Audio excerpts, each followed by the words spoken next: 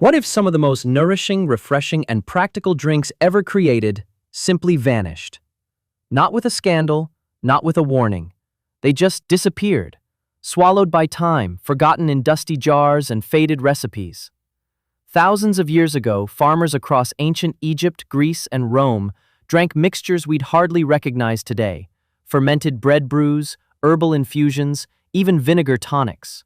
They weren't exotic novelties. They were essential tools, cooling the body under punishing suns, fueling 12-hour workdays, fighting infections, and hydrating entire civilizations, without refrigeration, bottles, or brand names. And yet today, they're gone, replaced by sugar water and shelf-stable boredom. But buried in the ruins is a different kind of history: liquid survival. Let's dig up the drinks that kept ancient peasants alive and see why some of them might deserve a second round. Kykeon, rough, earthy, sacred. This rustic barley drink was ancient Greece's answer to both a smoothie and a spiritual elixir. Made from ground barley mixed with water, sometimes sharpened with mint or savory herbs, kykeon was gritty, hearty, and filling. To modern taste buds, it might sound like a bowl of warm, soggy cereal, but to Greek peasants, it was pure fuel. No distillation, no equipment, just grains, water, and time. Kykeon wasn't just peasant fare. It appears in the Homeric hymn to Demeter, where the goddess herself requests it. And during the secretive Eleusinian mysteries, initiates would drink it just before receiving visions, after days of fasting and silence. Imagine that moment: the sun setting over stone temples, your stomach hollow from ritual hunger, and this murky barley potion handed to you as the threshold to revelation.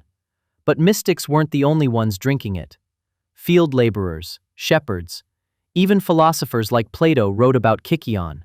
It was part breakfast, part medicine, part religion, all poured into a cracked clay cup. Today, it's nearly extinct, swapped out for mass-market drinks with sweetness, but no soul. Pasca. If ancient Rome had a sports drink, this was it. Pasca was what soldiers, farmers, and slaves drank to survive. A simple blend of vinegar and water, sometimes steeped with coriander or lovage. Sound unappealing?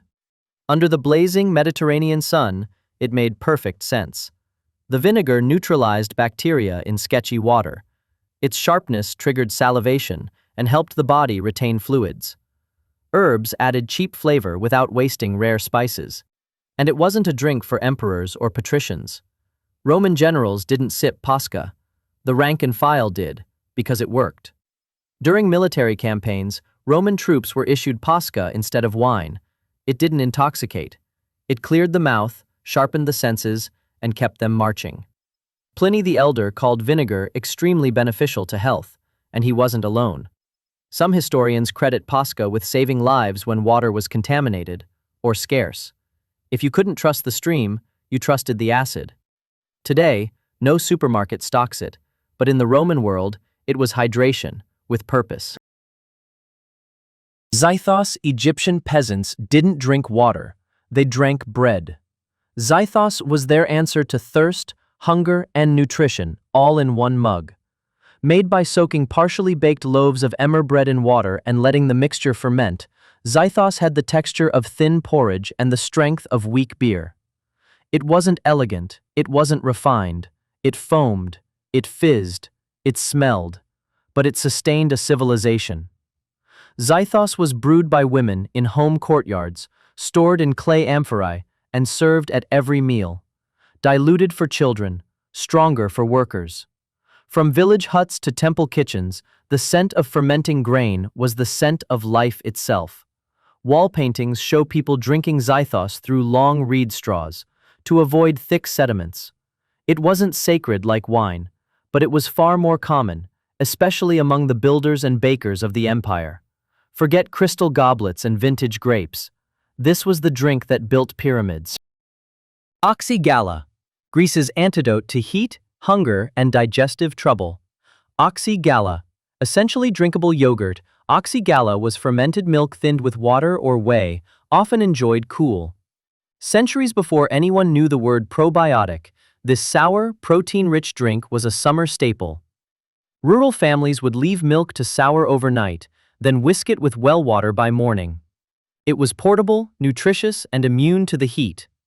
Ancient doctors praised it. Hippocrates prescribed it. In Thrace, soldiers drank it before marches to stay hydrated. In villages, children sipped it to cool off. One drink, three solutions: food, hydration, and medicine. Today's dairy aisles are packed with syrupy yogurts and artificial flavors, but this fermented classic? Nearly forgotten. Hydromel water and honey. That's it.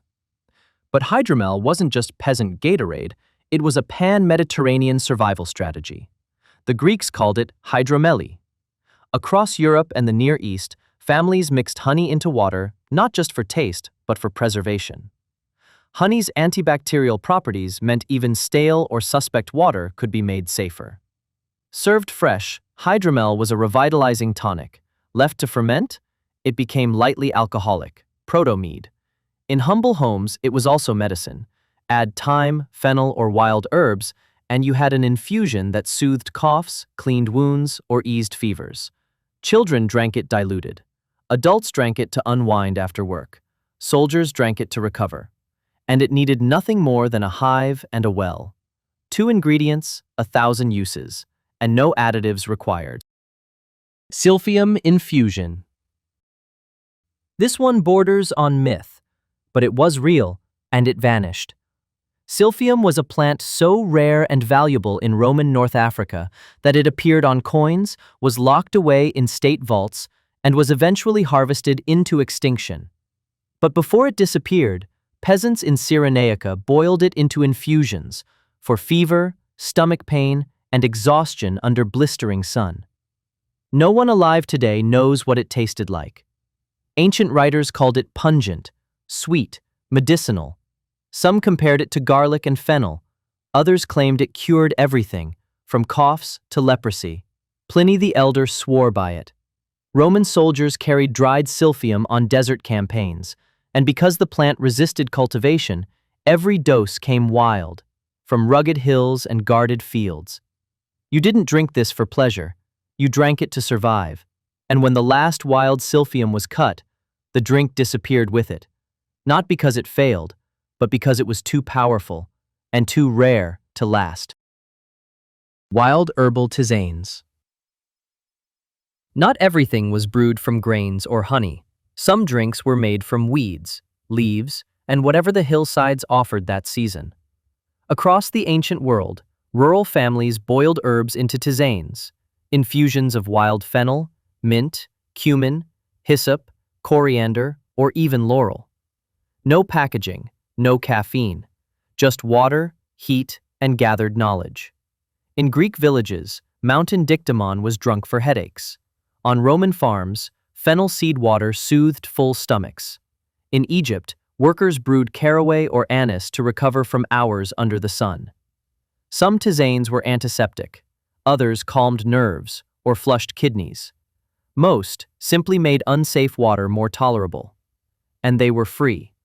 Every household had its own blends, based on season, soil, and superstition. You didn't buy these drinks, you foraged them. They weren't fancy, but they were functional, and for thousands of years, weeds were wellness. Date beer, nabiz. In Mesopotamia and Lower Egypt, dates weren't just eaten. They were soaked, mashed, fermented, and drunk. Nabiz was a cloudy, golden drink made by steeping dried dates in water, then letting the natural sugars turn it gently alcoholic. It was thick, slightly sweet, packed with calories, perfect for long harvests or scorching travel days. No metal tools, no temperature control, just clay jars, patience, and instinct. Babylonian temple records mention it. So do Roman scribes describing Egypt. Even Islamic sources, centuries later, noted its popularity, especially among laborers who needed both hydration and strength. Nabiz wasn't brewed to get drunk, it was brewed to endure. Modern echoes of it still exist, in isolated parts of Iraq or rural Egyptian villages. But most of the world doesn't even know it existed. Early boza. Before it was sweet, before it was sold in cafes, boza was a survival drink. In Thrace, Anatolia, and the early Byzantine countryside, villagers fermented millet, emmer, or bulgur in water. The result? A thick, tangy liquid, somewhere between porridge and beer. It foamed, it soured fast, it had to be made fresh, and it was deeply filling. Packed with fiber and B vitamins, early boza was food in a cup. Children got the thinned version. Adults drank it after long hours in the field. When bread ran out, boza took its place. The texture changed from village to village, sometimes sippable, sometimes spooned. But the goal was always the same: cheap, fast nutrition, with nothing wasted. Today, boza survives as a novelty in parts of Eastern Europe. But its original version, raw, unsweetened, and tied to the rhythms of farming life, is all but gone. Barley water, hordeatum. No, not beer, not mead, just barley water, plain, ancient, and powerful. Known in Rome as hordeatum, it was made by soaking barley in water overnight, then straining the liquid and drinking it cool. It was clear, slightly nutty, loaded with minerals. Ancient physicians praised it for fever, fatigue, digestion, and thirst. Hippocrates prescribed it. Roman doctors listed it among standard treatments. But ordinary peasants didn't wait for permission. They drank it daily, sometimes with honey, sometimes with lemon, usually with nothing at all. It was cheap, it was restorative, and in a world where water could make you sick, barley made it safer. One handful of grain, one jug of water, one more day in the field. Today, barley water still exists in some kitchens, but stripped of its cultural weight, often sweetened or commercialized beyond recognition. Back then, it was just survival, liquid and grain, working together.